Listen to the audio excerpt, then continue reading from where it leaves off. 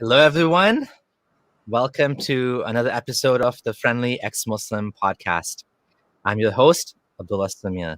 We are now on episode 90, and today I'm joined by Debbie. Debbie and me actually have an interesting connection, which I will now tell you guys. I was surprised to find that the the very person I'm interviewing today was someone that knows a Muslim that I was debating with. So I'm just going to introduce the backstory here. Going back to 2015, I guess, 2016, around this time when I left Islam, I was talking to a member of Hizb ut-Tahrir.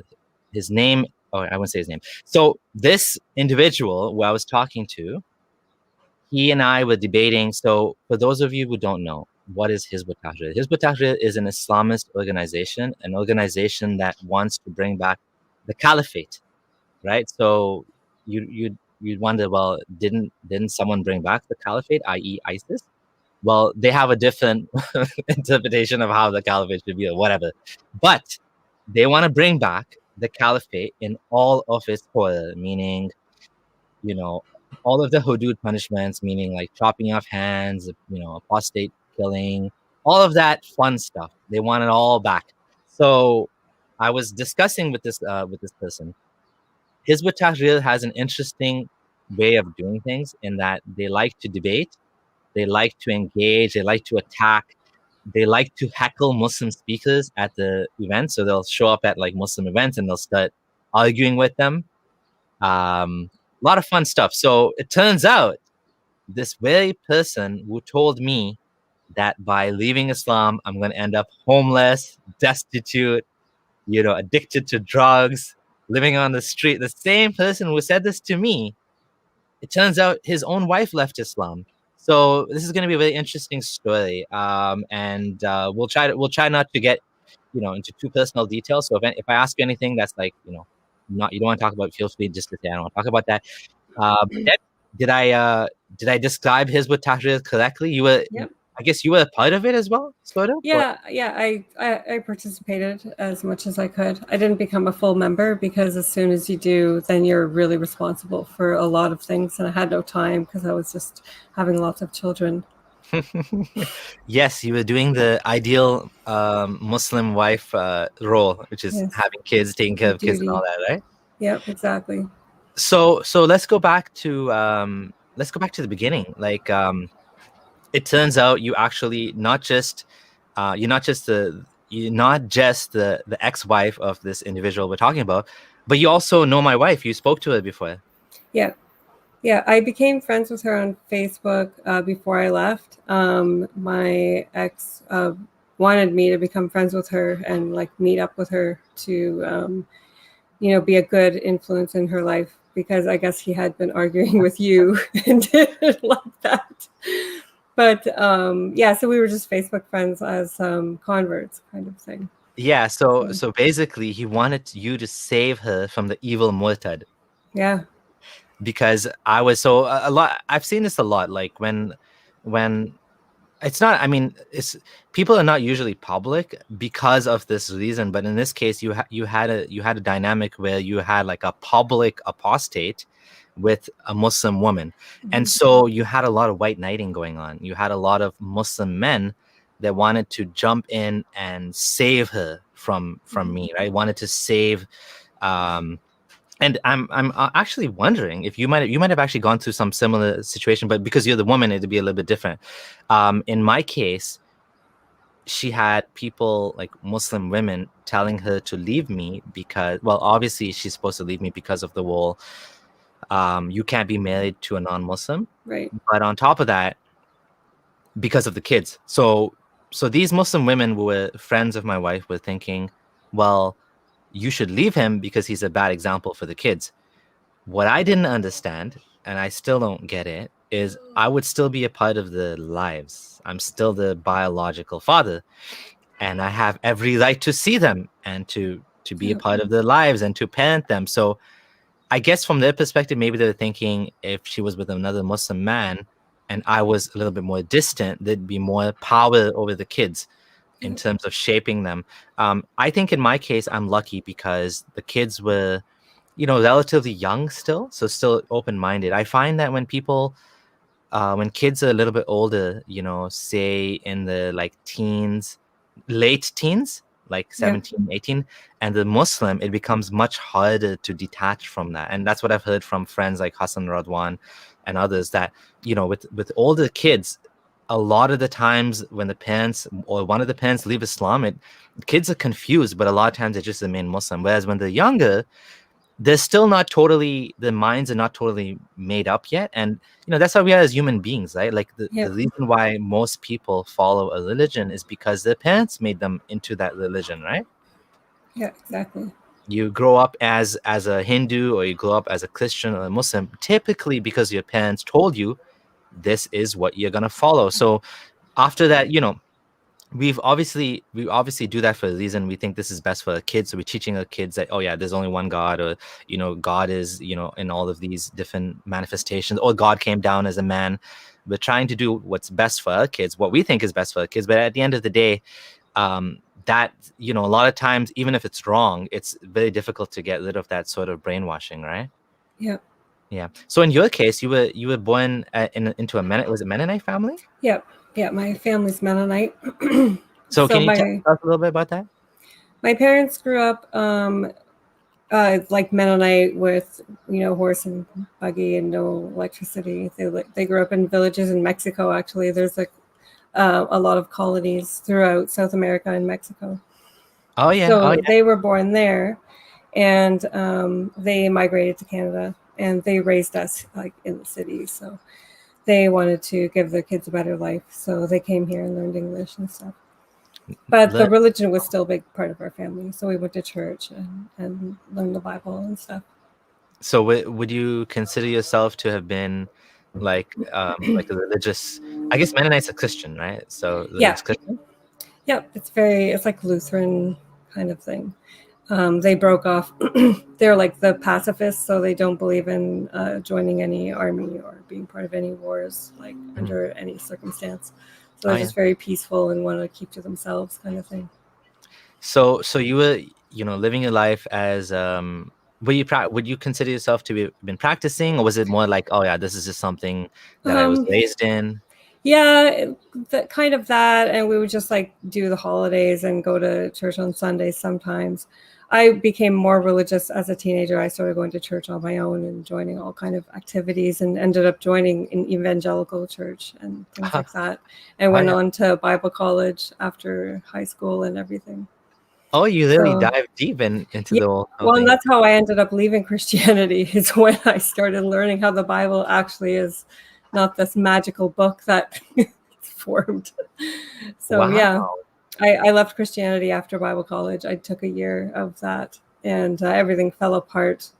I wasn't really atheist, only that I had just left my religion. So I really fully intended to learn about other religions too, but I was done with like throwing everything into Christianity. So that's during that search is when I met my ex, who was a very, very practicing Muslim at the time and working for this organization. So I guess that aspect of it intrigued me. So I decided to learn about this religion that I knew nothing about. Oh, interesting. Can you say how you met? Is that?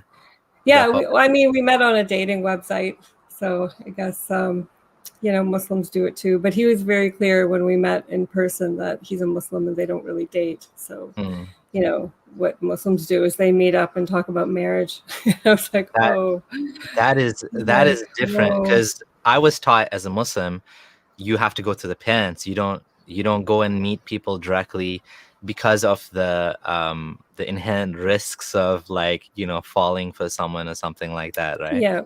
But I think there's different rules though when Muslim men go for non-Muslim women. So this is what I'm learning, is that there's like different rules. Like they, kind of like a lot of things go out the window when they're dealing with non-Muslim women for some stupid reason. Of course, like everything's for the man in that religion. Yeah. But yeah. so that's what got me on the path of learning about that religion. And he was very active, like doing his stuff is like a lot of debates, with public debates and lectures at the universities where they like publicize it, talk about the war and how, you know, the West is attacking Muslims on purpose. And, you know, just this kind of history that I was never taught. So I was very intrigued with learning like the other side of things. So there was many things that really led me to it. And I found some like fancy websites like explaining Islam and all the scientific miracles. And, you know, so I was like, wow, these are all these things that, you know, Christianity didn't have. That it's very clear, you know, you don't have to like doubt anything. Everything is very clear. So yeah, I decided to go for it and thought, you know, I could see where this goes. But this was like a year after I had met him. We had met up, and then we just kind of like kept in touch over like email and stuff, because he ended up moving to another city doing his stuff anyway. So, but yeah, we ended up getting married, and I just like took off and left where I was living and dove right into full Islam. Like it was hijab and everything. Yeah, so we ended up just meeting at somebody's house and doing the Islamic marriage, where you just have like the witnesses, and somebody brought hijab and abaya for me to put on, and there was a sister there to like teach me what I have to do. And I didn't even realize that like he was part of this organization, like kind of like a Amir, like, right? Is he like no, he wasn't. He was just more of like, he was a higher up because he had been a member for a long time. He was very active. But I didn't realize like that he was like, he had a lot of influence, so he had to appear like, anyway, he made it the impression that I needed to look the part. So like start wearing hijab right away. Like there was no delaying in that. And so yeah, just getting involved like this, and meeting these other women, and got pregnant right away, and just went all in, like we're just going to do this. So yeah. And I really just started practicing with these other Muslims and doing everything, only learning Arabic and Quran, and memorizing Quran and Tajweed, and all the things to, you know, learn about this religion, you know. And so it was about 7 years. 1 second. So that just to jump in for a second, that sounds, you know, unfortunately kind of similar to what my wife went through as well, because she was a fresh convert. In her case, she converted before meeting me, and then we got married, and then I was like this religious, zealous convert, right? I mean, I was like gung-ho. I was like already, you know, causing problems in my family and getting my parents mad at me for being so religious, and, you know, telling everyone how they should live their lives. And then, of course, I'm getting married, so I expect my wife to wear hijab. I expect no music in the house. I mean, you know, you have this fresh convert, barely knows about Islam, and she's being told no music. I just imagine, like, it's like, I mean, you know exactly, you went through the exact same thing, right?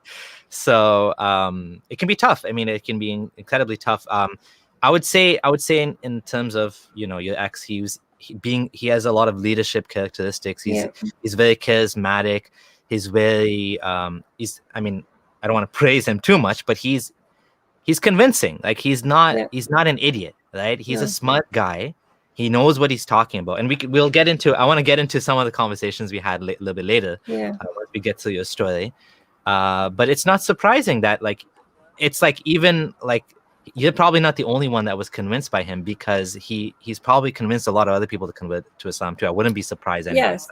And that's the thing. I got to know that he was quite influential, and you know, I would meet like fans of his everywhere we went. Like he was doing khutbahs everywhere, and so there's either people that really hated him or that really loved him because he was being controversial, you know. A lot of people were like, what are you doing? Go back to your country. Or they're just like, this is great. We need more of this. So it's basically calling Muslims to political Islam. And where Where is he from? He's Canadian, born and raised here. Okay, so go back to your country means go back Yeah, to it's London, like, Ontario. exactly. Don't live and don't live in this country and enjoy the freedoms if you're going, preaching against it, kind of thing, right? Yeah. But yeah. It's challenging though. Like this, just as a little bit of a diversion, it's a challenging topic because you have people like him that are using liberalism and democracy and freedom of religion and freedom of speech to fight to take away those very things. Yeah. Right. And that's the thing. Like they use that as they're like, we have free speech and we're using the free speech, but now when we try to use free speech to like criticize Islam, now we're crossing the line. So it's just it's not fair, the double standard that we're facing.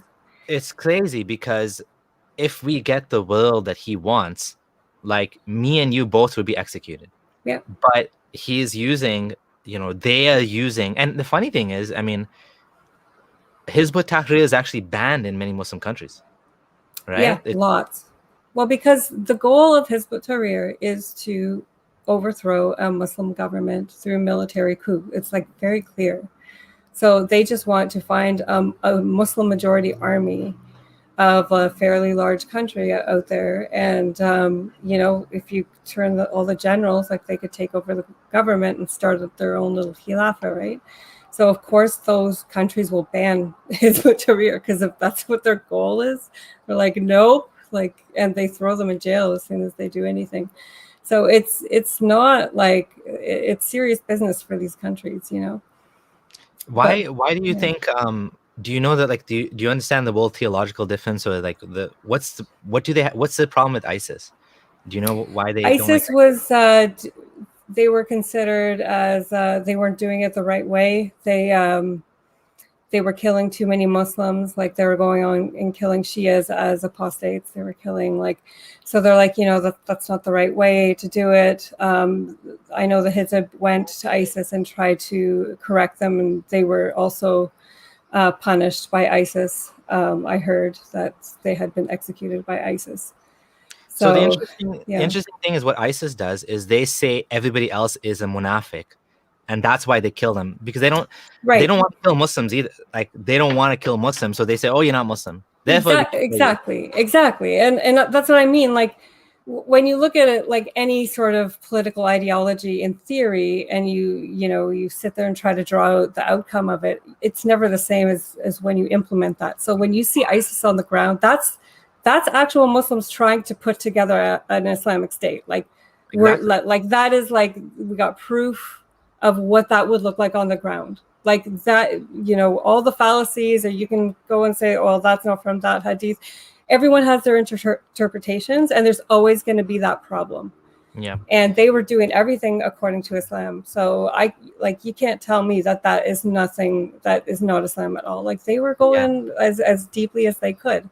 Yeah. So it just proves that you can always have a lovely theory for a social system, but it's I would say it's one possible interpretation of Islam. I wouldn't say it's the only one. I would definitely not say it's un-Islamic. I would definitely not say it has nothing to do with Islam. I mean, Muslims would argue it's un-Islamic based on the various interpretations. Some of the things they're doing is un-Islamic, but at the same time, no Muslim should be able to say with a straight face, this has nothing to do with Islam. It's called the Islamic State, for God's sake. I mean, exactly. They're flying the flag. Like they were being as much as an Islamic State as you could possibly get. Like I know the Hizb, they say that, the sign of a real Khilafah is that they will go straight to Palestine and liberate them.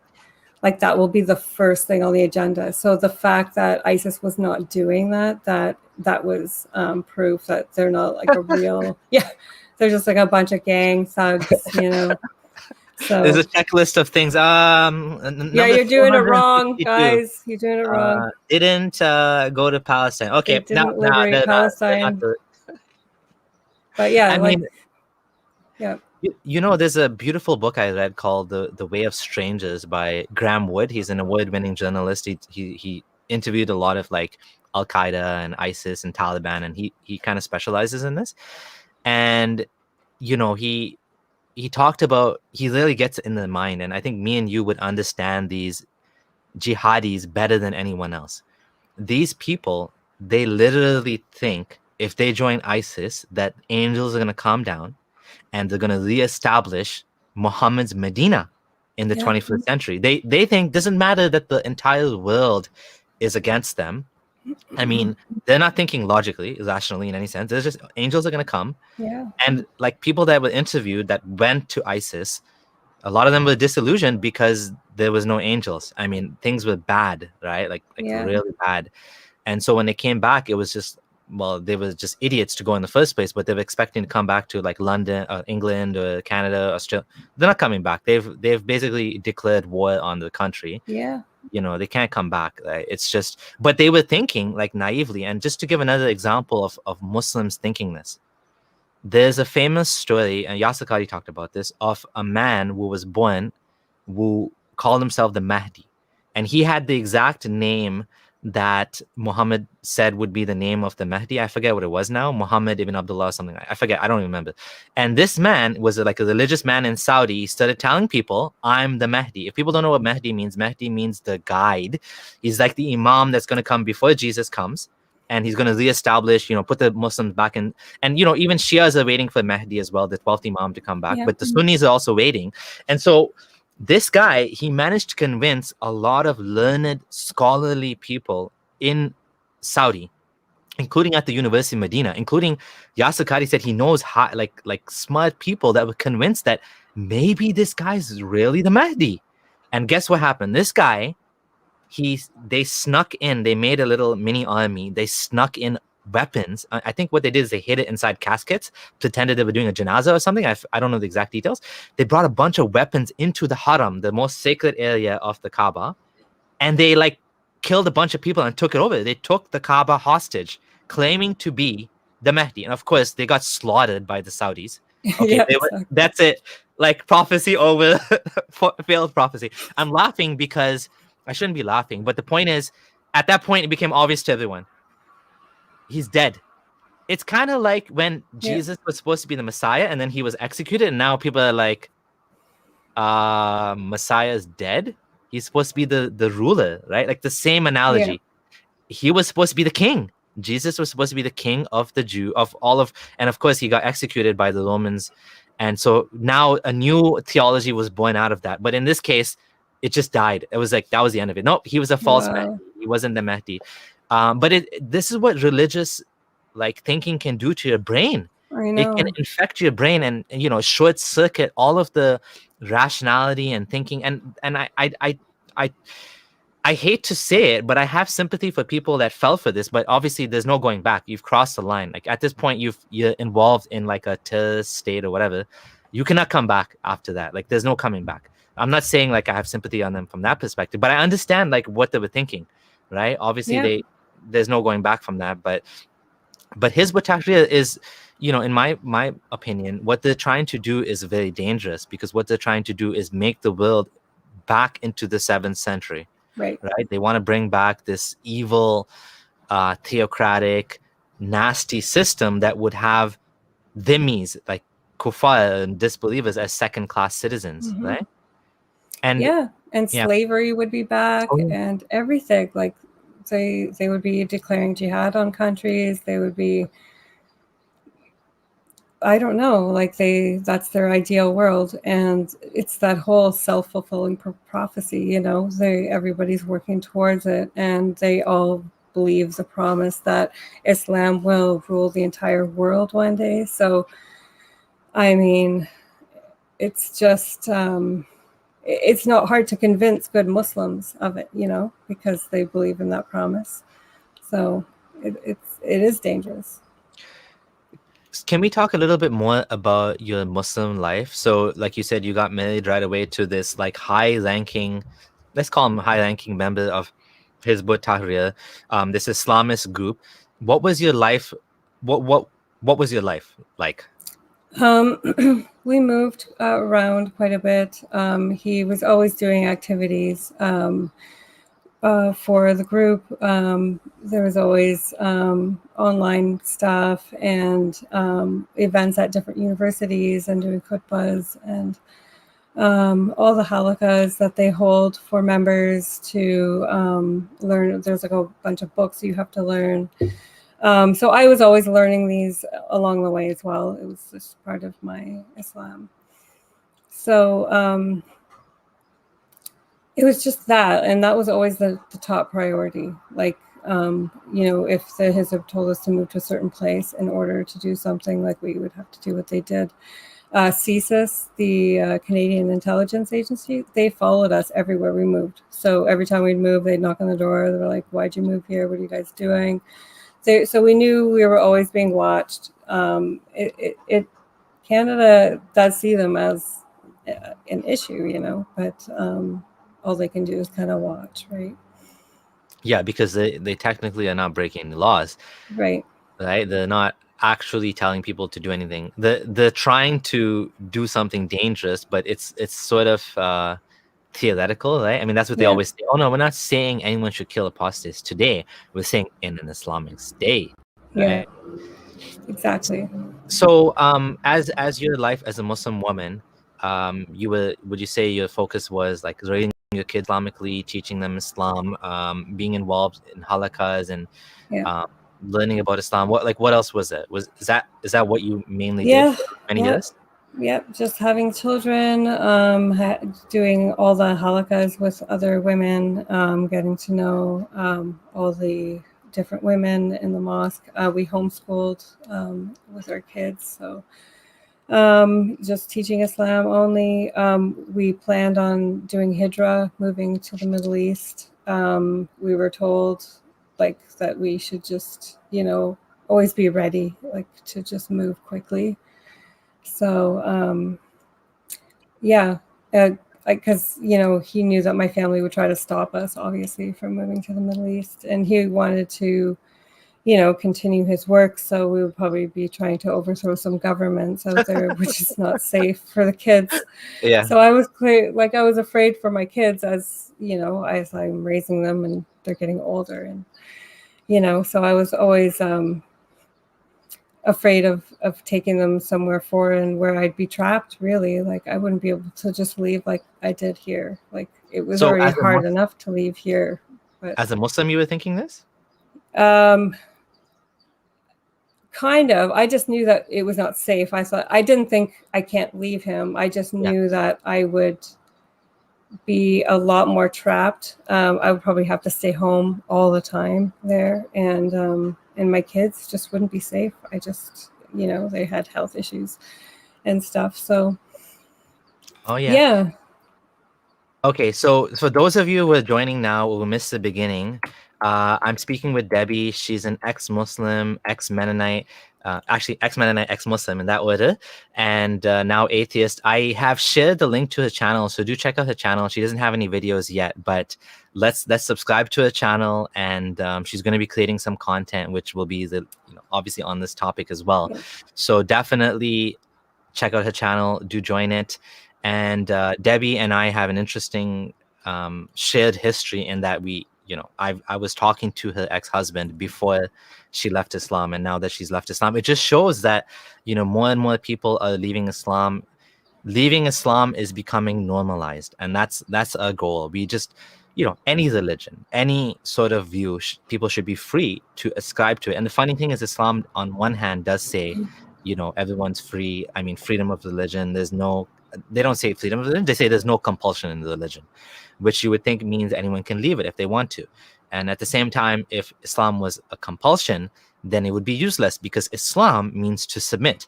Yeah. So how can you have a religion that claims that it's submission, at the same time that claims no compulsion, at the same time kills people that leave it? It's a contradiction, right? Yeah, I was taught that compulsion verse only meant becoming a Muslim initially. After you become the Muslim, that's out the window. Now you're submitting. Yeah. Totally you're a slave. What do So when you said that you talked about slavery with Hizb ut-Tahrir, does Hizb ut-Tahrir defend slavery? Yep, they say that it's part of Islam, and it will be a just slavery. It'll be like the way they talk it up. It's like it's not what we picture in our human history. This is like, the way Allah promised it should be, and But yes, there's slavery. There's going to be concubines, and if there's wars, then yes, they will take their women, and it's. I mean, it's a thing, whatever's in Islam, they just like, yep, that will be in there.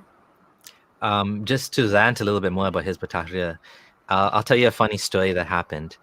I was in university, I was Muslim, so I was, I guess, Salafi leaning. Actually, I wasn't even Salafi leaning yet. I was still like, just like Muslim. I'm just Muslim, just Sunni Muslim, generic Sunni Muslim. And I was still trying to figure out whether Sufi, Salafi, Hizb, whatever, like, Islamist, I shouldn't say Hizb ut-Tahrir, but like Islamist. I had Islamist friends trying to convince me about Islamic Brotherhood. And so one of my friends gave me a book of Sayyid Qutb, to read, which is very similar, let's say, to Hizb ut-Tahrir. The same. We had those books. I read those ones. I think it's In the Shade of the Quran, right? Something like that. Yep. Yeah. So people don't know Sayyid Qutb is an Egyptian that wanted to bring back Islamic law. He attempted overthrowing the Egyptian government. Oh yeah.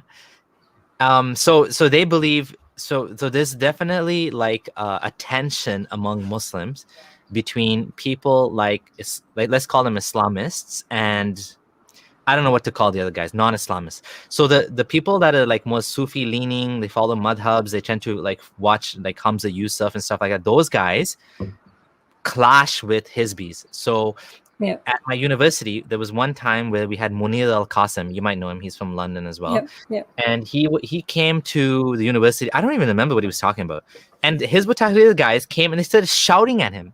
Oh, yeah. And that's what they do. That's what they did. They show up at even Muslim speakers and they heckle them.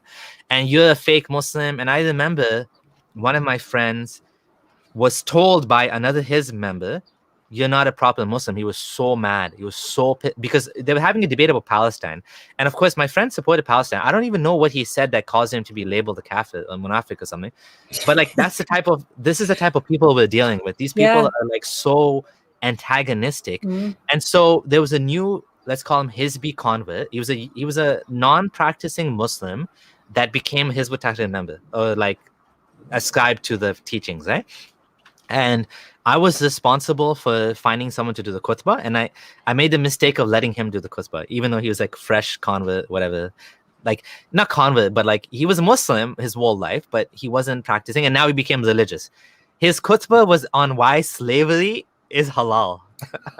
And it caused such a big fight because the other Muslims started shouting at him after the khutbah, saying, how dare you say this? Slavery is haram. And the other guy is like, no, slavery is not haram. Allah never made slavery haram, right? Exactly. It's like this tension is there, right? And so you have speakers like Hamza Yusuf would come and they wouldn't necessarily call out Hizb ut-Tahrir, but they'd say like things like these, you have these Muslims that are putting the cart before the horse. They want to reestablish, Islamic politically, but they don't pray Fajr or something like that. So did you hear about any of this like Fajr thing? No. Like when Muslims will all pray Fajr. So they say, they'll say things like, it's more important that Muslims play Fajr first, and then we will win Palestine, something like that. Oh, right? yeah. That's like a Salafi way. Like you have to focus on Tawheed, and then, everything will magically appear. Yeah. And then the Hizbis and the Islamists will say, no, because Islam was strong because we had the caliphate, and therefore the non-Muslims had to respect the Muslims, because if they didn't, they'll send the armies and this and that, right? Yeah. So it's totally different priorities and perspective. Yeah. And so, like, definitely, I think that talking about political Islam is important because political Islam is the worst type of Islam. Would you agree with that? Like, well, I mean, they're very clear about what their goals are. So, I mean, if that's like a problem, then we need to at least talk about it. And, you know, whether or not it's inciting violence right now, it appeals to those types of people. And when the end goal is, world domination, then we should, take a look at it. I mean, How do they end up with such goals? Like, where is this coming from, Islam, or is this something they added on to Islam? Like, why do they want like world domination? Let's call that. well, it's because it's in Quran, because that's what Allah said, that Islam will reach all ends of the earth. So they're just like fulfilling, their duties. So everything is Quran and Hadith based. That's why, like, after I left the marriage and I was looking back on everything, I'm like, I didn't just leave the marriage, I left the religion, because everything in there was Islamic. So I'm like, so everything I did leaving was like away from Islam. So I couldn't stay a Muslim even after leaving. Like, I couldn't even.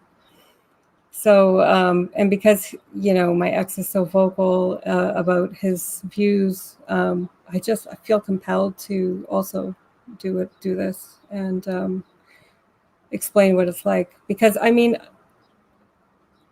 when you see the world the way they do, I mean, it's scary. I mean, when 9/11 happened and I found out, like, that these guys are just willing to just die like that easily for their beliefs, like, that's scary, and the way Islam is set up, and especially the way the Hizb is set up, they're very they teach you how to think in a certain way. Like, they go through a process, and it's very cult like they teach you how to think, how to process anything, how to teach other people. I mean, everything that you learn from them, you can't even take notes. Like, you have to just, you retain it and regurgitate it right back all the time. And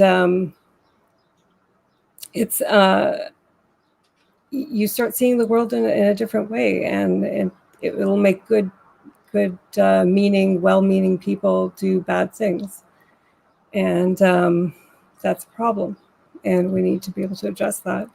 Yeah.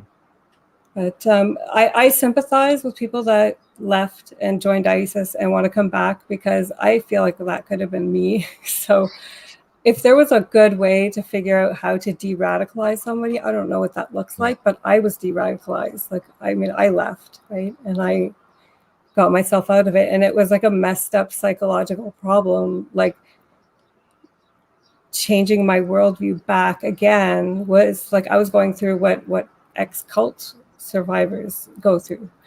And you were So Muslim for 12 years, right? You said 12 yeah. years? Yeah. That's a long time. So I had no identity, like, when I left. Like, I went right back to that 27-year-old that converted to Islam. I didn't know who to be. It was really weird. And so it's when you think like the way Islam is set up, like, in an ideal situation, like, you are chanting in Arabic all day long. Like, you're saying the morning du'as, like, you're doing all the prayers and extra prayers, and everything's in Arabic. You're reciting different things for entering different rooms, and every time you look in the mirror, every time you drive. So you have no time to think for yourself. You're like almost like a drone. So I don't know what de-radicalization would look like for people trying to come back. If that's like, how do you even get, like, I don't know how to get somebody out of that mindset. It's just, we can't take away the things needed for when people do want to get out of it. And that's what's dangerous in Muslim countries, especially. Like, if there's so many ex-Muslims in Muslim countries, and they have to fake it because it's so dangerous. And that it shouldn't be a danger to not want to, go along with everybody. Yep. Shouldn't. Yeah, absolutely. I agree with everything you said, that it's, it is.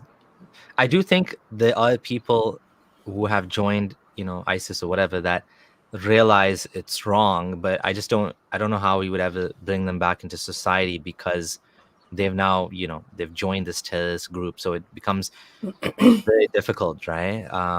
But yeah, I do sympathize in the sense that, like, yeah, it could have been me too.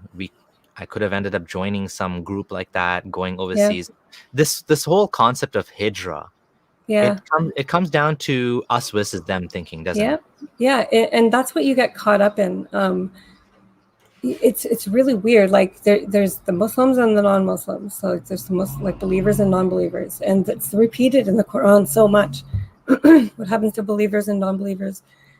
Excuse me. And so you start looking at everybody, especially when you're living in a Western country, like you are the outcast, and the more like looks you get, especially as a hijabi, you feeling more and more and more like an outcast. And then there's like these hate crimes, like which has happened here in London, which is when I was a hijabi, I was always scared like of things like that happening. Like I right away thought like this is like that can happen. So that only makes that division more apparent in your eyes when you're very fundamental about it.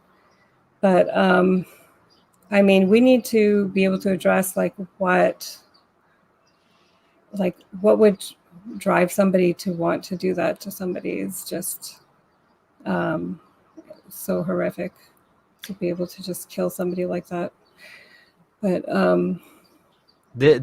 in a sense, I'd say they're like two sides of the same coin. People like that and people like, that go to religious fundamental, like not necessarily fundamentalists, but like extremists. They're both, they both have very hateful ideologies. Yeah. The Hizb ut-Tahrir ideology is not one that is actually telling people to kill people right now, which is why it can keep spreading, right? Because if it was a little bit more extreme, it would be just cut off, right? So they found a spot where they can keep using and keep spreading in Australia. And the type of Muslims that the grooming are the type that could potentially, flip and join like the caliphate, right? Because they've already been convinced. I mean, what convinced these people, these young ladies and young men in London, some of them highly educated, to join ISIS was the fact that there's hadith that they've heard about, that they've been taught about black flags, coming from Syria, and I don't know what else, but there's a bunch of signs or whatever, right? And obviously ISIS heard the signs too. Exactly. They read the same book, so they're like, black flag. Look. And did you ever hear, or were you ever taught that if someone calls for if there's a caliphate formed and you don't join, you will die the death of a child? Yeah. That's why we were always on edge, like that we might have to move one day. But they were very much aware of everything that ISIS was doing to make sure, like, if the Hizb deemed them the right one, we would have had to drop everything. Can you tell us about that? Like, what was that teaching about what I just said? Can you elaborate on that a bit? About the caliphate. If there's a legitimate, like according to them, a legitimate Islamic state, a khalifa has been appointed, we have to move and support it. Like, it's very clear that if we die away from it, then we will die as a non-Muslim. So it was very like we're just like you be ready to just move within a week one day. So we were always like watching international news about what's happening geopolitically everywhere all the time, and the Hizb analyzes all of it. So we're always aware of like what's happening, especially when the Arab Spring happened. We're like, okay, is this happening? Like there might be a khilafah pop up, especially when Syria was like because of the hadith, it says it will arise out of El-Sham, which is Syria. And so we were just that was our ultimate goal. And he said we should be praying to die as shaheeds every day. Like should be our goal. It's so scary to say that, like, you should be praying every day to die a martyr.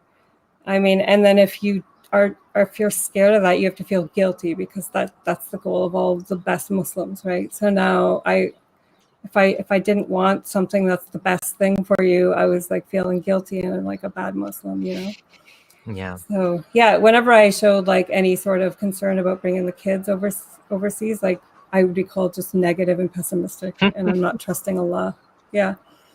So like spiritual abuse is a really a problem with Muslims, with this type of household. I believe you're just kept in line through the religion, you know. Can you elaborate on that? Like spiritual abuse, by that, what you mean is using the religion to control the family, you mean? Yeah, I think, you know, like you have to obey your husband, you have to serve him and do it uh, you know, without complaining, and always making him look better than he is, like to make him seem better, like that kind of thing. Like with my life, like constantly just, you know, speaking up about him and making him look so much better than he is. And especially to my family, I had to lie to them because after 7 years he got a second wife, and I Oh was wow. close to the second wife, and I spoke to my parents almost every day, and I had to lie about the whole thing. So she was just my friend. We had all this story, and none of it made sense half the time. But like, I had to lie all the time, and it was really wore me down to like. But it's the us versus them, like they're kafirs. So you know, we can lie to them and be deceitful as long as we're true to our Muslim family, which is a whole Wow. different thing going on. It's just. Yeah, the cognitive dissonance is also like you're just doing it with a smile because you have to, regardless if you're falling apart inside, you know. And if you do fall apart, like you're now being a bad Muslim, you know, because you're not thankful. So I mean, I've heard of men who get second wives, but I haven't like heard the stories from a woman's perspective. So what was that like? So after 7 years, so you were married for 7 years, and then he yeah, decided to get a second wife. yeah. He told me from the beginning though that he would want more than one wife, so I knew it was probably going to happen. And then when he met somebody on a matrimonial site that wants to be a second wife and all this stuff, and as it became a reality, I was just like, okay, well, I had 3 kids already, and I just stayed busy. I was devastated initially because we weren't having like a bad marriage where we didn't get along, and that's why he was doing it. He was doing it to just be more pious and do more sunnahs and Yeah, sure. Yeah. well, right. So yeah, this is how, you know, you make yourself Yeah. feel better. And then I'm buying all these books written by you know, polygamist women and how they go through it, and you know, just like this is my struggle that's going to get me to heaven, you know. And I would be reassuring other sisters that would come over and cry for me, and I would have to like reassure them and tell them it'll be okay. Like it's just, Oh wow.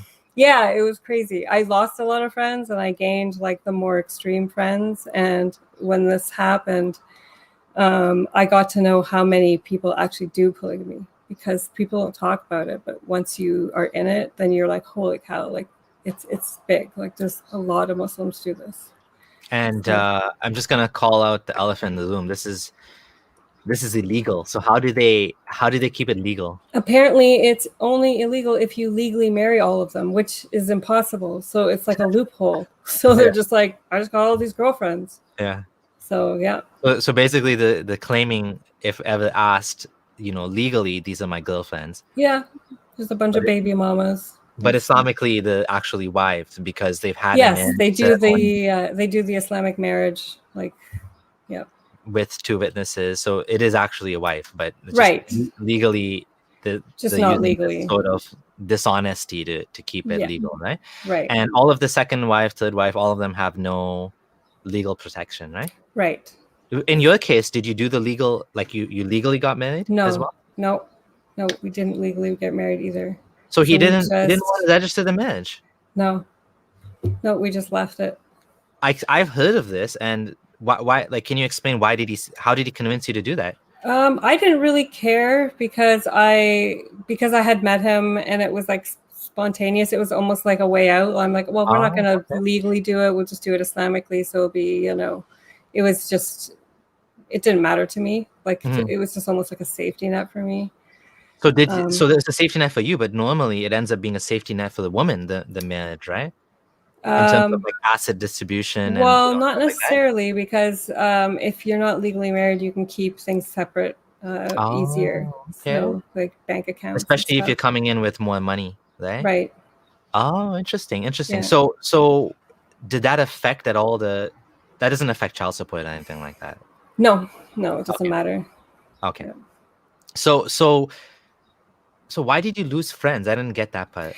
The ones that thought it was ridiculous, like, Yeah, but it's not your fault, so Oh, but like I was, you were I was supporting it okay. on. Yeah, because I was okay with it and didn't stop my husband from doing it. I like how a lot of people would come over and like think I can control him. Like, why are you letting him Bad do that? I'm woman. like, what are you talking about? Like, I wish I could make him do things that I want. Like, how do you do that? Yeah. It's people are, oh my god. That's hilarious. Yeah. Why did you let him leave Islam? It's like people asking my wife, why did you let him leave Islam? Like, what, he just owned Like, me? yeah, right. It just doesn't make any sense. It's like, that's a whole Oh. different.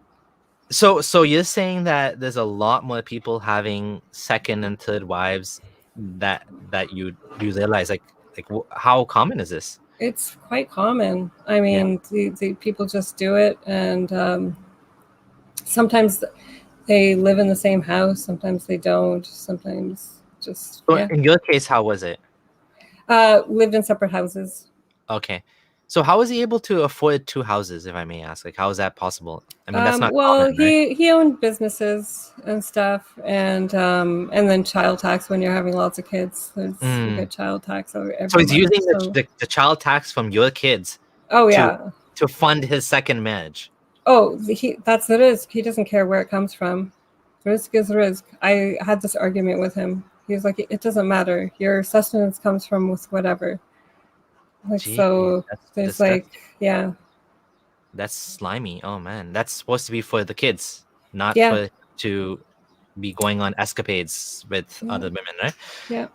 So you said you knew her. Yeah. I befriended her to try to make it smoother transition, okay. and so the kids don't freak out. And so yeah, we became friends, and it was weird because we shared a husband, so if we had complaints we could like talk about it together. So there's like weird things that you can help each other and stuff, but it was crazy, like, to try to live that life amongst and lie to people about it. And then like you'd get these men that want their wives to be okay with it too, so they would come over with their wives and try to make us like these we would know. I knew what was happening, like some strange couples coming over, and then the wife sits down in front of me and the sister wife, and she's like sitting there like terrified, like, because she's now being told how to become a polygamist basically. And it's like, I was so mad. Like, these women don't want to do this. Like, this is like one of the hardest things you could do. And so I would just tell them, like, look at the bright side. Like, you'll only see this guy half the time. Like, that's all I could say. Like, do your own thing. You can demand some stuff. It's like, if I'm okay with this, then I want this. Like, just take advantage somehow. I don't know. But yeah, there was like a lot of this. So just not to confuse viewers, because some people are kind of saying surprised, this is still like minority within minority though. So like within like very religious Muslims, I don't know if non-religious Muslims would do it, but like within it's always the religious ones. Yeah, so within this group of religious Muslims, you have a minority that are doing it. Like, in me personally, I knew one guy who told me he wanted to get a second wife, and I knew the imam did it, but even in my circle, I didn't actually know anyone who did it, or at least they didn't tell me. And I was like, I was in the circle, like I was one of them, so I wasn't like, they would have no reason to hide it from me, I would say.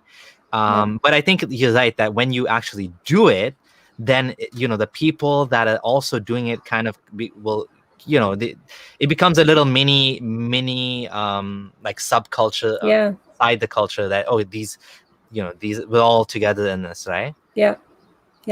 Emotionally though, like I would say, if you look at history, there were a lot of polygamous marriages, but it doesn't make it any easier. And like No. from an evolutionary perspective, from a woman's perspective or a man's perspective, let's look both ways.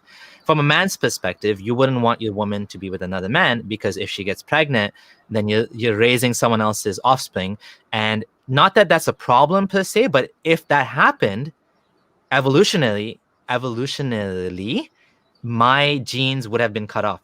So that means if I didn't mind my raising other people's kids, I wouldn't have kids that would succeed evolutionarily, right? Yeah. Meaning the cuckold problem is, men have evolved to want exclusive access to the woman because they don't want to raise someone else's kids. Because if they did, then they wouldn't exist, because my parents would have, their line would have ended. So that tendency gets passed on. From a woman's perspective, she wants her man to invest all of his resources, I'm saying historically, into the marriage, into the offspring, because if he goes and has other children with other women, then there's just that much less resources for the family, for your family, right?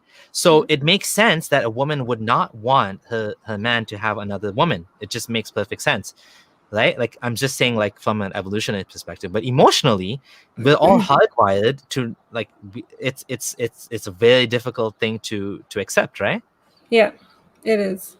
It was so hard. Like, I bought this really good book from an Islamic bookstore, and it was like going through like how all the hadith that the wives of the prophets pertaining to polygamy and like different things that they went through and their jealousies, and it just helped me get through. And I had to literally show him, like, look, like, this is hard for me emotionally, like, you can't discount that. And because he's just like, it's allowed in Islam, so you should just be fine with it. It's like, I still have emotions. I would have to like go through all the emotions that I'm going through with the book to prove to him that it's like a real thing. Like, he was just like, so like everything, like, if it's okay with Islam, then it's okay with Islam. Yeah, it's easy for him to say that, being the one that's having the second wife. But I mean, like, men should, like, I don't have a problem with polygamy, but if a man should be allowed to do it, then a woman should be allowed to do it too. It's only fair. Like, polyamory is a more equitable system. Now, I don't think polyamory is for probably 99% of people, but like the Islamic system's completely one-sided. The man can have multiple wives, woman cannot have multiple partners. But like, a man in that situation should think about it and say, well, if I want her to be okay with that, would I be okay with that?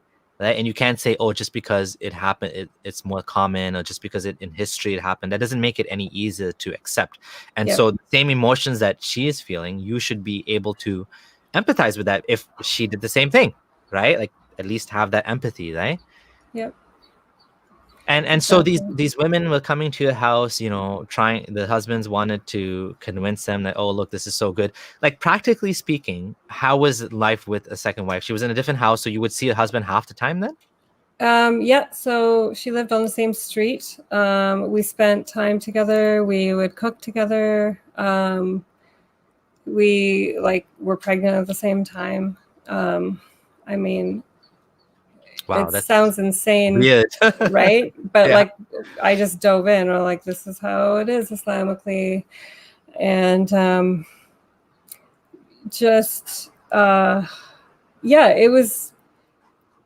There's like a TV show called Sister Wives that came out. We watched all of that to try to get inspiration on how to do this, like, as a polygamous family. So, I mean, culturally, there's support for this kind of stuff, whether or not it's illegal, Yeah. So I did my very best to make the best out of every situation I was put into. Again, like, I believed in Islam, so I was, this was my jihad in my life that I was going to, go to heaven for, This was what you were saying about spiritual abuse. It enables situations, less than ideal situations, right? Exactly. Exactly. And what about your kids? How did they take it? Did they eventually accept this as well? How did they? Yeah, they accepted it because I was very good about not, I was just like, this is our family. This is like, we have like a larger family. So they didn't know any different. Where it got difficult was teaching our children to lie to my parents. Oh. And then we would have to explain, like, look, they won't understand because they're too far. Like, it's just like teaching little kids this difference, right? It was very hard on them to have to keep secrets because they would go spend nights, at their grandparents' house and stuff. So it's not like they didn't have much relationship. They had a close relationship with my That's good. family. Yeah. So that's one thing I'm so thankful for. My parents did not disown me amongst all this. And I stress that to anybody who's worried about a family member joining Islam is don't cut them out. Try to keep them close so that if they need to get out, you're welcoming to that. That's my advice. Absolutely. Yeah. My parents didn't agree with it, but they stayed by my side and helped me. So. And eventually you left it. Yeah, and they were there for me, even though I had been lying to them about polygamy. Yeah. Boy, were they upset when I told them about the polygamy part. But yeah. Going back to the whole us versus them thing, when you said that, you felt like worried about, being attacked and stuff like that.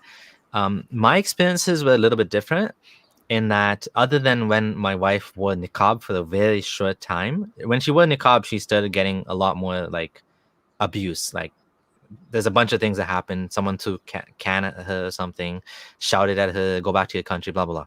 Yeah. But other than that, for the most part, I think as a Muslim in Canada, we had Muslims in Canada. We had a really good life. Like I looked the same as I did. I probably had a bigger beard even. I am speaking from a position of privilege in terms not of money, but in terms of education. So I'm lucky in that I had, I did my education here and I did computer science. So in terms of education, I didn't have a hard time getting a job. So it wasn't like they could have discriminated. They could have still discriminated against me, but it's totally different if you're like a factory worker versus you're working for Amazon. You're working as a techie guy, right? Because it's a different dynamic there. But I was treated, and the other thing with techies is they tend to be more atheist and they tend to be more liberal, right? And so in my crowd, people like, they treated me with respect. They were like, yeah, he's kind of crazy. Like he's doing all these things that he doesn't need to do. Like my boss's jaw dropped to the ground when I told him like I can't get a mortgage. He was like, what? Like, how does that even make sense? Like, what does that have to do with religion? Like, he didn't even get it, right? And then I told him, like, I'm willing. When I said I would do this, I would rather rent my whole life rather than like upset God or something like that. He was like blown away. Like he couldn't believe it, right? Like he was just like, I can't believe you're saying this. Like this doesn't make any sense. And these guys had a good influence on me. Ultimately, the respect, the kindness, and they questioned me sometimes. We had conversations. I was very open about religion. I'm like, yeah, ask me anything. Let's talk about it. And eventually, little tiny doubts, little tiny things managed to like click in my head, which ultimately open the stage for more and more doubts and more open questioning, and being able to see that this is a facade, right? Like the canopy of Islam, which was thick, is like a jungle. A little bit of light was getting in, just a little bit of light, right? Little small doubts. One of the first things that actually got in for me was one of my friends. It looks like we lost Debbie. While I'm waiting for her to reconnect, I will just keep going on about my story. 1 second.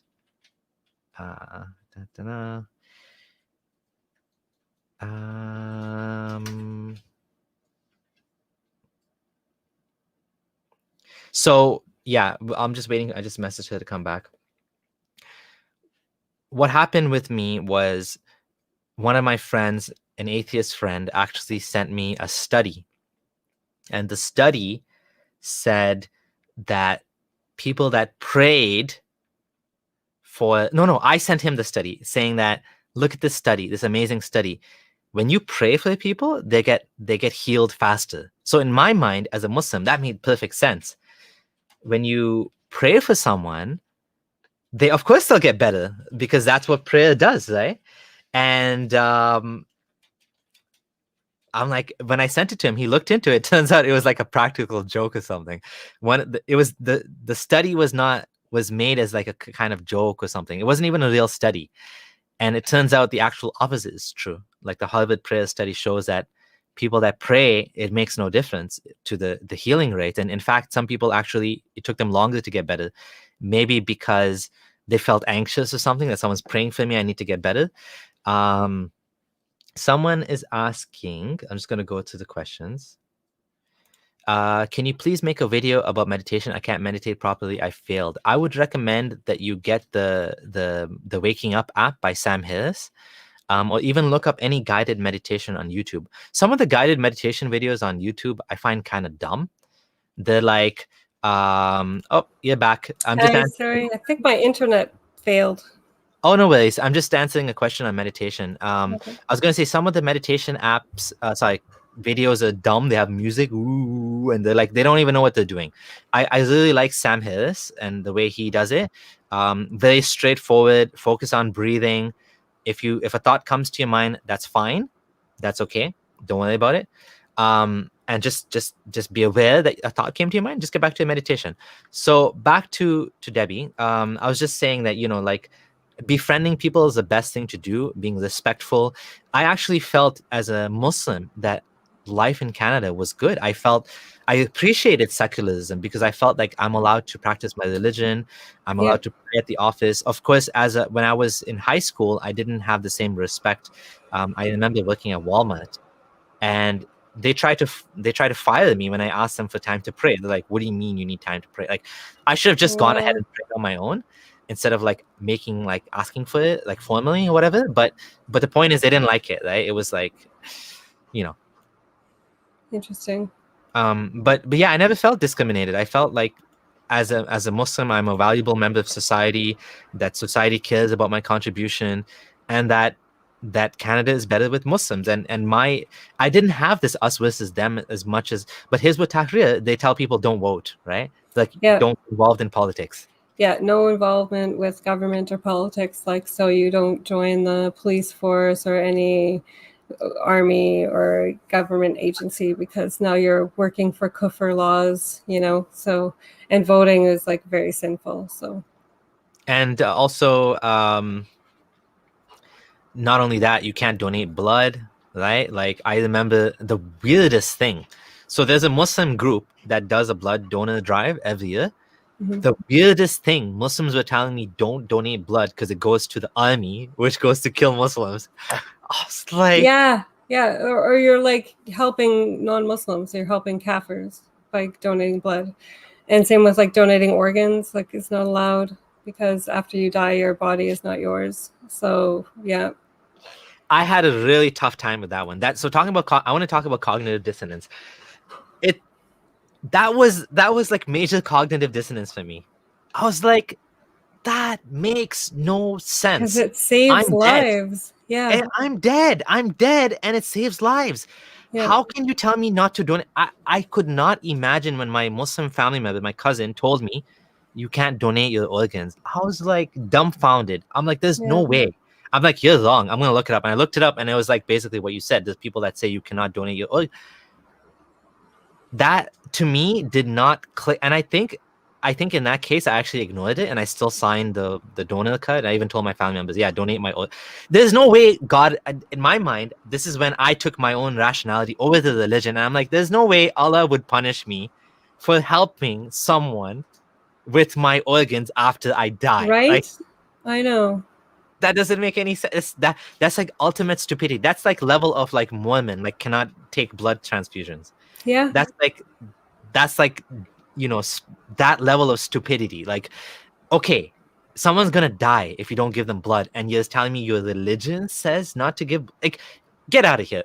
Get out of here with your religion. Yep. You have to obey it. Doesn't matter. Is there any other examples of cognitive dissonance that like you face? I know sometimes it's hard to think on the spot of things that happened that like caused you, but like what were some of the things you like challenged him with? Like that, you know, my wife used to ask me things too, and I'd be like, yeah, Islam says this, and you kind of gloss over the stupidity of it. But like, was there things like that you can think of? Yeah. Yeah, exactly. Exactly. We're helping the wrong people.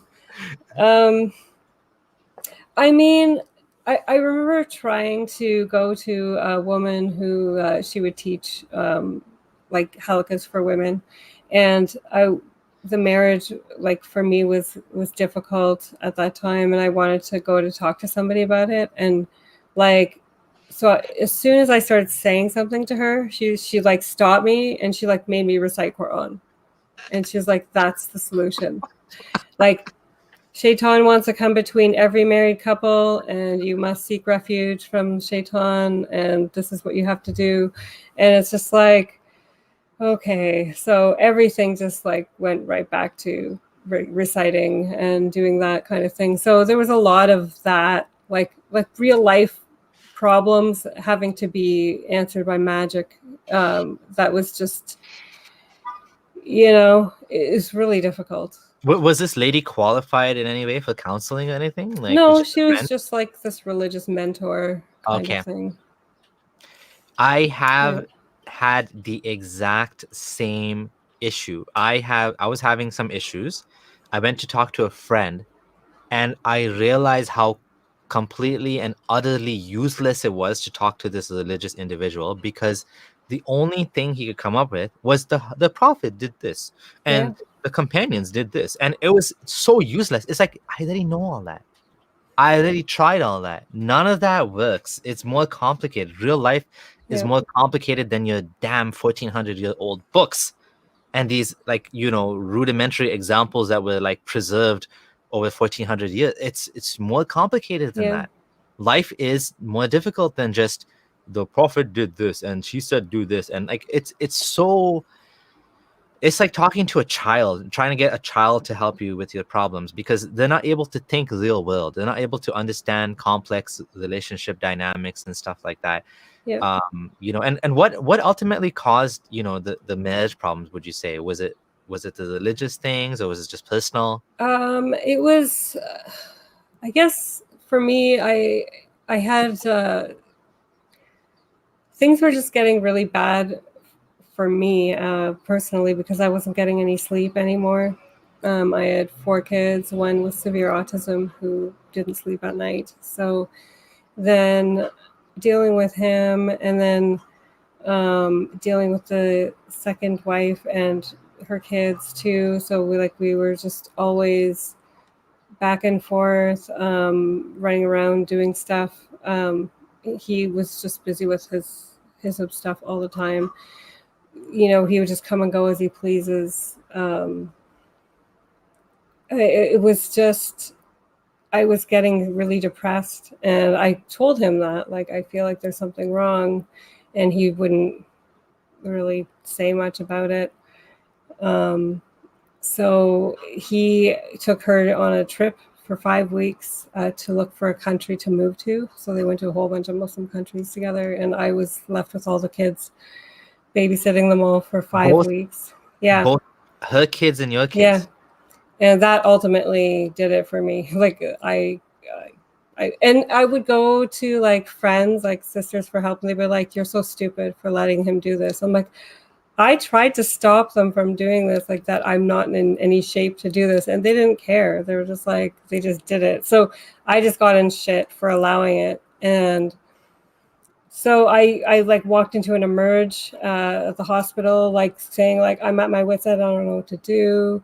Like it was just like me grasping for help. I didn't, it wasn't me just like trying to leave the religion. It was me trying to get help, and I was not getting it. And I just decided to end the marriage, or tell him that I want, like, leave me alone for like several months so I can figure things out because this is not working. And then it took about 3 months of him trying to figure out why I'm trying to leave him and not leaving me alone. And I just ended up taking off to my parents with the kids and saying I'm not coming back. And then we ended up staying in a shelter because now he was wanting to take all the kids from me because now I'm being bad, right? And yeah, so it was just like a whirlwind trying to get out of it, the marriage, like get away from, just trying to get away from it. Like it wasn't even, and then just like working through it and the trauma of it and figuring out like this religion basically killed me. Like, Oh man. So you would say, I mean, clearly that Islam didn't make your life better, didn't improve your life as a Muslim woman. You got the shit end of a stick, basically, right? yeah. And like I would even argue, I thought about this recently, that even if Islam did, like, let's say you can argue that Islam improved women's rights. Let's just say, wouldn't you agree that Christianity improved it even more by limiting the marriage to one man, one woman? I mean, the whole no divorce thing is problematic for sure. I mean, that's stupid. But I think that Christianity is actually, if you're comparing the two, at least in terms of this rule, a woman is better having one man as a not sharing him with other women. That works better. The reason why Islam allowed it is because it grows the religion faster. Yeah. Basically, it creates more little child soldiers that Muhammad Yeah. could eventually use to grow his empire, and it's all a numbers game at the end of the day, right? Yeah. Yeah, that's how I saw it. Like these guys with their multiple wives, and they're growing. Like there's so many kids. I always say like they're starting their own tribe, like because they're having like 9-10 kids with all these women, like just easily. Mhm. Yeah. So that's, I mean, this is what I'm trying to shout from the tops of this buildings, that Islam is not good. It's not good for women. It's not good for anybody. And it obviously, hearing it from your perspective just makes it all the more real to hear from a Muslim, ex-Muslim woman, a woman that actually went through this.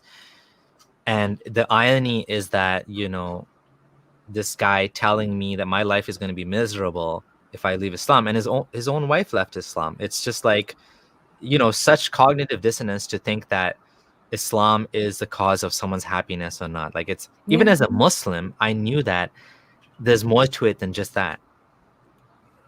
Yeah, definitely.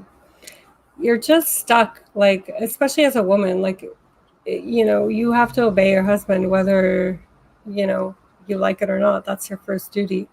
As long as it's not telling you to leave Islam or do something un-Islamic. But if it's within Islam, you have to. So again, like I think a lot of these ISIS wives were obeying their husbands and doing their duty.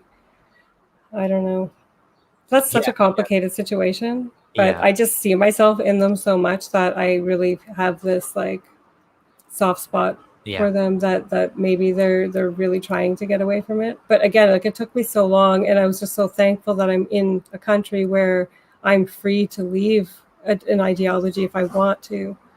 So I do think access to information is important, because a lot of these countries, they try to block off access to Islam, and I don't want to say anti-Islamic website, but anything that basically questions Islam.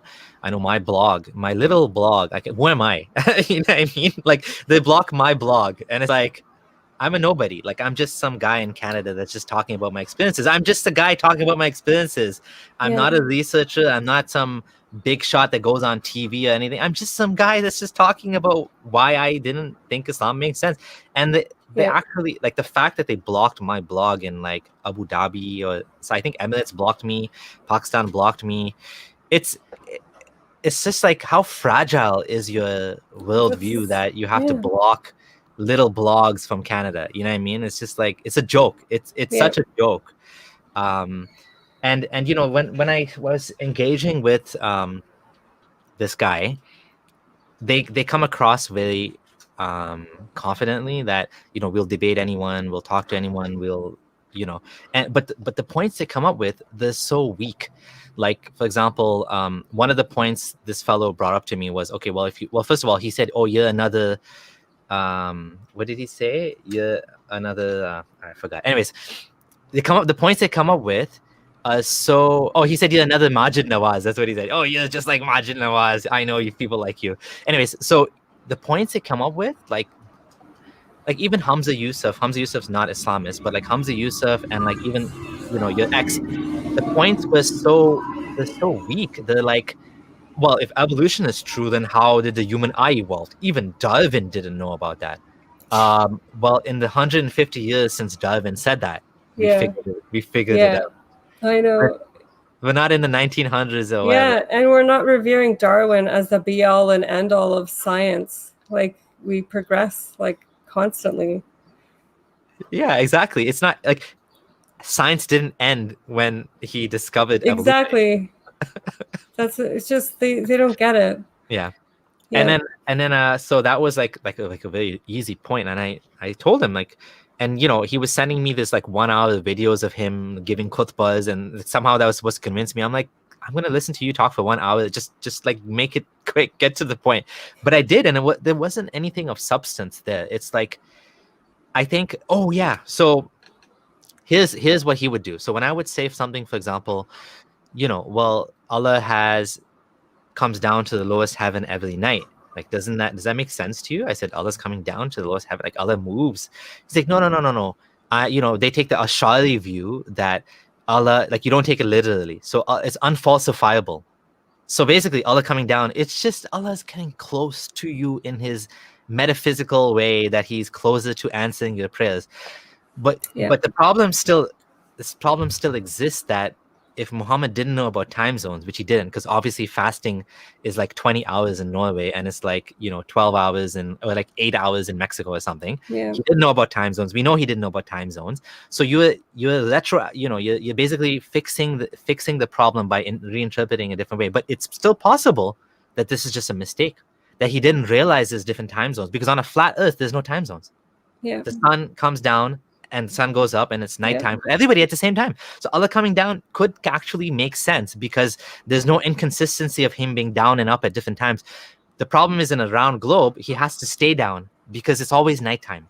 Nighttime moves, right? So that's like a logical problem in Islam. But if you take the Ash'ari point of view, then you don't have to worry about that, right? It's unfalsifiable. And so then I would point out things like this, and I would say, well, the Quran seems to have scientific problems. And he's like, yeah, but Islam is not meant to teach science. I'm like, okay, fair. But then it's propagating those problems. He's like, yeah, but Islam wasn't meant to correct people's scientific inaccuracies.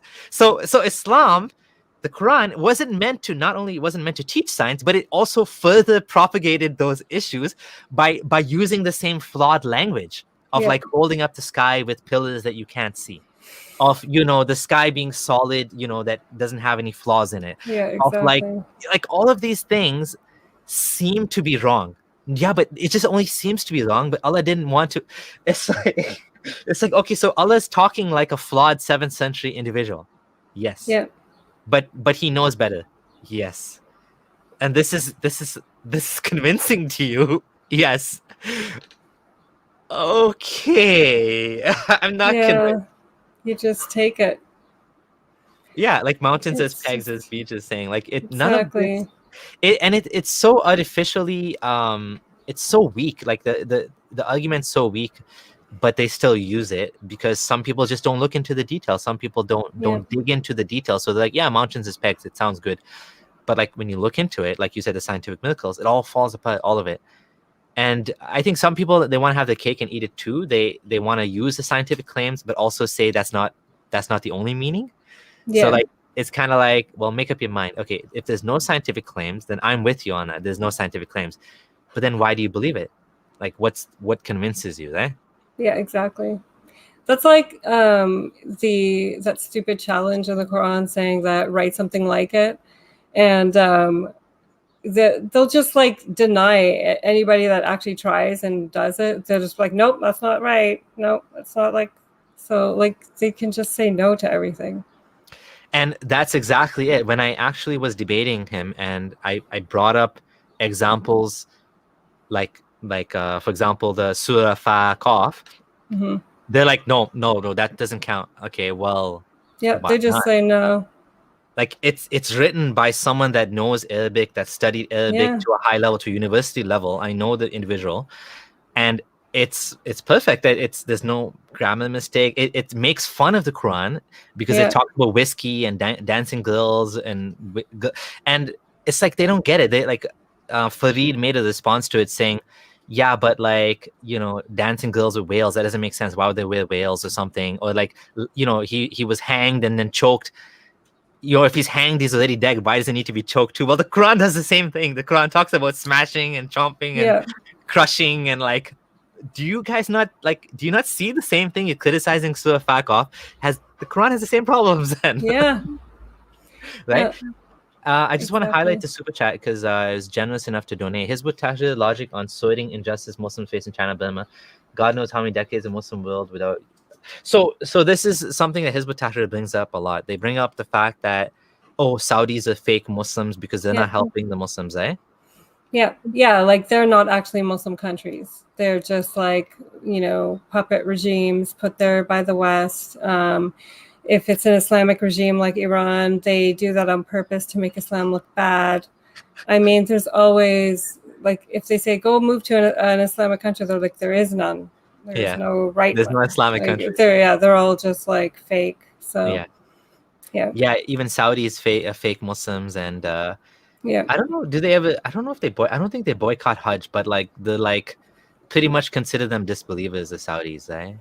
Yeah, because it's a kingdom. Like you're Yeah, not supposed to obey a king. The whole thing.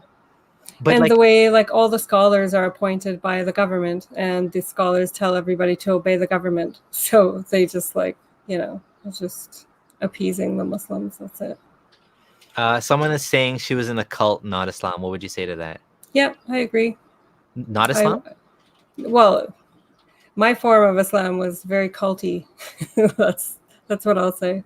Like most Muslims that I meet were just like the way I was a Christian, just growing up in a Christian family. It's not like I was adhering to. I did for a bit, but it's very culty the way the Hizb conducts their daily life and how everything is structured around the work of the Hizb. So like you're always in activism mode.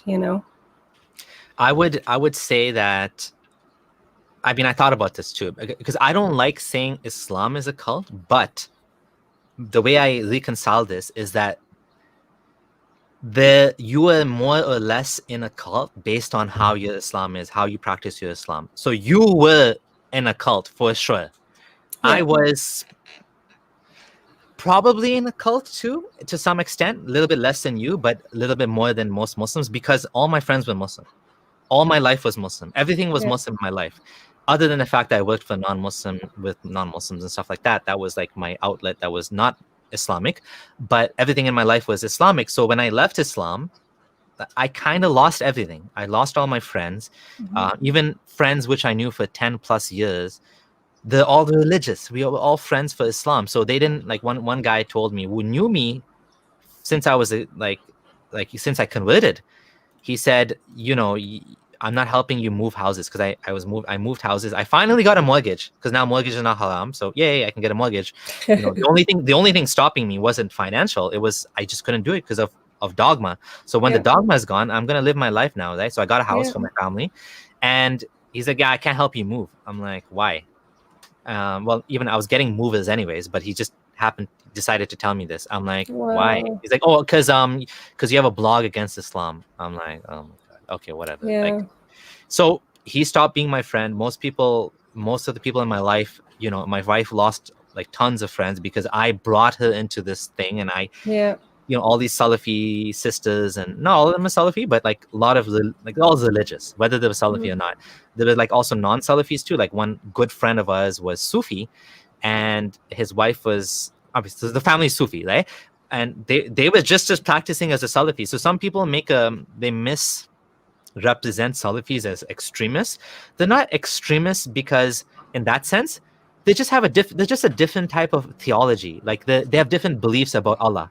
They believe Allah has two hands, even though they're not hands like we have hands. Yeah. But they still don't listen to music. Even the Sufis didn't listen to music. My Sufi friend wouldn't eat al-zabiha halal because it was factory slaughtered. He wanted hand slaughtered. Yeah. So like that's extremist, if you ask me. Like that's more extremist. Oh, we had to only have hand slaughtered stuff as well. Yeah. Are you serious? We actually ran a slaughterhouse, a halal slaughterhouse for a few years. That's the reason why you only eat hand slaughtered, because there's financial benefits to the family. We actually did it too. Yeah, hand slaughtering, crazy. I think that was another cognitive dissonance point for me, that when I learned that in Saudi Arabia, the chickens are slaughtered by machine, and they have a machine saying Bismillah Allahu Akbar, Bismillah, like a tape recorder. Yeah. Like the tape recorder plays Bismillah Allahu Akbar and the machine slaughters it. And Yasir Qadhi was trying to tell us in the class I took with him, there's no other way to do it. There's too many people. There's just not like enough manpower to slaughter it by hand. I mean, to be honest, if they did it by hand, I think the price would be more representative of the animal suffering, and I think that'd be better actually, because then less people can eat meat. Meat would be more expensive. Yeah, it just doesn't have to be like so abundant. It doesn't have to be that abundant. It's not like our only form of food. Exactly. So as someone that's like, I would say ethically leaning towards veganism, I would say that's better. But they don't care about animals. None of this has anything to do with animal welfare. It's just about Allah's like ways and laws. That's it. Yeah, they make it, and that is something that Hizb ut-Tahrir is a little bit more mature about, in the fact that they don't beat around the bush. They don't say that they'll probably try to do one of those have your cake and eat it two things, where they'll say, well, Islam is actually good for you and it's obeying Allah, but they'll also say, yeah, well, it's not about good for you or not. You do it because Allah said so. It's not about coming up with, like, maybe we don't know the reason why. Maybe it looks bad, but maybe it's actually good and we just don't know it, right? Like that's kind of like the twisted circular logic they'll come up with. Yeah, good for you, but we just don't know why. Yep, exactly. We don't know the wisdom of it always. So that cognitive dissonance for sure. When I found out that the machine slaughtering thing, I'm like, well, machines are, but Muhammad al-Sharif said, yeah, what did he say? Machines are Muslim. The machine is Muslim. That's what he said. Of course. Allah controls the machines or something. I don't know. Like it obviously, like when you start looking into the details, that's when things start falling apart. When things stop making sense, when you realize that, like, okay, if you go to Saudi, any Muslim country, there's a machine slaughtering. Well, what's wrong with machine slaughter then? Why can't I eat the meat here? Like, what's the problem, right? And it's just like, it starts falling apart when you look into the details. Exactly. Do you agree with veganism or vegetarianism, or what do you think about that? I don't like the way the factory farms are run, especially since we did own a slaughterhouse. I did, like when I was a teenager, we had a beef farm. So I have seen some really lovely beef farms. They're not like these factory farms that you see. But I prefer, like, go to a farmer and get meat if you want something like ethically slaughtered, because most farmers that raise animals, like, they treat their animals well. Like, it's not like a factory, like. Yeah. So if you're worried about the ethics, then I don't think you have to quit meat. I don't think that's a necessity, but I think we don't need it in the abundance that we have it right now. I think that's completely unnecessary. It's completely unsustainable too, because there's no need for us to have a freezer full of food unless maybe we slaughtered something we hunted and it's supposed to last us a year. That's the only time we should have stockpiles. In my case, with 7 people in the family, we definitely have a freezer full of food. Otherwise, I'll be shopping every day. But in terms of in terms of eating meat every day, I would agree with you that, like, I still eat meat, but yeah, it's definitely good to have less. And I do think that if we went back to, like, what you said, like, buying from a farm, obviously it'd be more expensive, but then probably we'd eat less, right? And so that would be better. The price of cheap meat is basically animal suffering. And on top of it, like, if the whole world wanted to eat as much meat as we do, it wouldn't work. Like, people, like the countries that are growing now rapidly, like China, Brazil, India, if they were eating as much meat as we did, like it would be completely unsustainable because there's just not enough grain, there's not enough water, there's like we are living like way past like our needs, and it's completely unsustainable. So yeah, I definitely agree with you on that. Eating less meat is better, buying from a farm. Not totally related to Islam, but just thought that was an interesting point. So I'm going to share your channel again. For those of you who are joining us now, do check out Debbie's channel. The link is in the chat, and subscribe to it. The link is in the description as well. Debbie, what's your first video going to be on? Yeah, I haven't like decided exactly how I'm going to go about it, but I found the website that I read through and became Muslim through. So I feel like I'm going to go through each point, like all the miracles and stuff, and like talk about each thing and be like, you know, this is what got me to say Shahada. So let's debunk some of this stuff. So I'm gonna. Which website was that? It's hang on. It's called. Is it a brief illustrated guide to understand? That's the one. That's the one. How did you know? How did I know? Because I used to give out those books, and I also was convinced by them. Yeah, see, that's the one. So it's 100%. I had a feeling because yeah, that book is quite popular, and it is compelling. The points they make. And it convinced me. So what really helped me was actually reading there's a blog called Rational Islam where the guy actually debunks a bunch of points, and then one of my good friends, Pete the Rationalizer, actually went and talked and interviewed a lot of those scientists. Nice. Right? I know. I've seen a lot of the debunking of the scientific claims, so it's pretty, because I'm like, even when I was Muslim, I was like, if these things were you know, if these scientific proofs were actual like scientific miracles, you would have like scientists flocking to Islam. They'd be like, you know, I have to be a Muslim. Like they would all be, but it's like maybe no, they're too arrogant, sister. You see this? Yeah, they get money to stay non-Muslim, and they get money to fight Islam because Allah, Shaitan is strong. Exactly. That's true. That's a good point. Actually, we do find like, you know, people that study like especially physics and stuff, they tend to be atheist or agnostic because, you know, at that level, you know, things just don't like even Einstein. People like to quote Einstein believed in God, but like he actually attacked the Bible. He said, I can't believe that the character of the Bible is a creator. It just doesn't make any sense to him, right? And maybe he was deist, you know, probably he was deist, but you know, a lot of these, I think a lot of these scientists at that time would have become probably agnostic or atheist if they live today, because the information that we have, the knowledge we have about the universe, it's so much more than like even Darwin. Before Darwin, like it was much more difficult to not believe in God because nobody had a naturalistic explanation for how we got here. After evolution, scientists would be allowed to even say they were atheists, so they probably just faked it even back then, because like they lived in a government system where they would like off with your head if you didn't believe in Christianity or whatever. And you know, someone mentioned in the chat, it's way far back now, about Keith Moore. Keith Moore is in this brief illustrated guide too. And my friend Pete, he emailed Keith Moore to try to get him to basically, you know, go back on his claim that the Quran is amazing, right? Or whatever he said, right? Yeah. Even though he didn't exactly say that, he carefully worded it that, and frankly speaking, like if anyone looks at the blog post I have on embryology, you can see that it wasn't very convincing what he said. It wasn't very impressive. He actually praised Aristotle as much as he praised the Quran.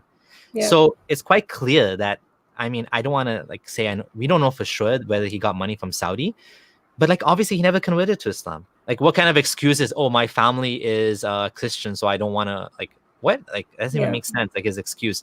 But yeah, he refused to comment when Pete emailed him. Pete showed me the email. He was really hoping before this guy dies, he'll like, you know, set this to rest and come clean that the Quran, there's nothing impressive about the Quran. I mean, the fact there's only one scientist that everyone quotes. That's what I'm saying, just the one. Like red flag, hello, one guy. Like where's the other thousands of scientists that are like claiming the Quran is and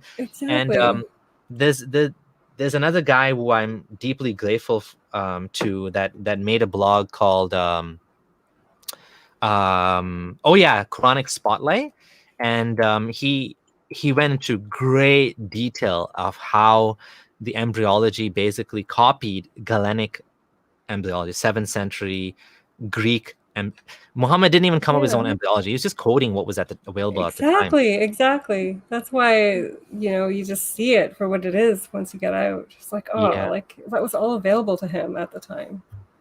Yeah, and which is why now you have Hamza Soitis and these guys that are now moving past the scientific claims, and they're trying something else.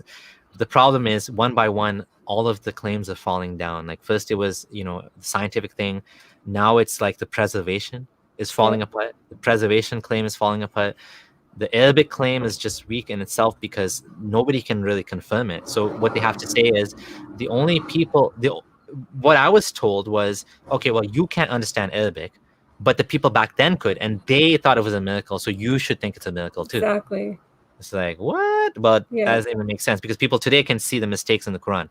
Like Arabic speakers can see, even academics can see the signs of copy paste errors. They can see the signs where even like Hassan Radwan has beautifully shown how even Muslim theologians like tafsir, in the tafsir, they're puzzled by the language. It doesn't seem to make proper sense, right? Like some of the sentences in the Quran are malformed.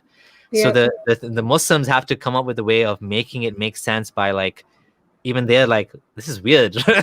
That's not how you talk in Arabic, right? And it's not. Yeah, so when Muslims have that issue, then you have the Sana manuscript that you can see, like with the ultraviolet radiation, the pretext that was wiped out, and you can see that it changed. The text changed, and this was like probably a companion codex. It was a folio that common people couldn't afford. This was like the copy found in the mosque of Sana, so like more and more evidence I think is coming up. And for me, it was Alexander the Great, the Syriac romance, how it was like point for point exactly the same as this made up story. That made me lose a lot of faith and question a lot of things. I just think that piece by piece is falling apart, and I'm so happy to see that you were able to leave Islam. How long has it been for you now? It's been like I got out of the marriage. It's almost 4 years now. It's 2017, and and then I guess 3 years that I left Islam. It took me a while. Yeah, I just didn't even let myself think about it for a while.